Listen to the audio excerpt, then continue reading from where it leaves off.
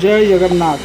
आसंतु आज आम बहु प्रतीक्षित पीएम किसान रो 17तम किस्ती विषय जानिबा। 17वीं पीएम किसान सम्मान निधि योजना के बारे में अच्छी खबर है। आइए इसे तोड़कर समझते हैं। कब जारी होगी? 17वीं किस्त आज 17 जून 2024 नहीं बल्कि कल यानी 18 जून 2024 को जारी की जाएगी।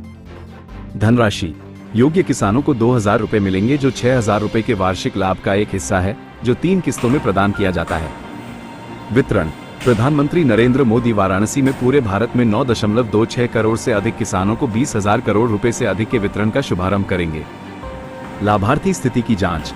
यदि आप अपनी पात्रता के बारे में अनिश्चित हैं या पिछली किस्तों को प्राप्त नहीं कर पाए हैं, तो आप अपनी स्थिति को ऑनलाइन पीएम किसान सम्मान निधि योजना की वेबसाइट पर देख सकते हैं। अतिरिक्त जानकारी।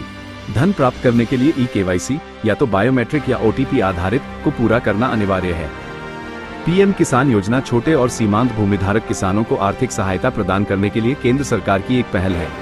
आपण मानू आउ गोटे दिन अपेक्षा आपण को अकाउंट को 17तम किस्ती 2000 टंका 18 जून आसंता काली मिल जिवो।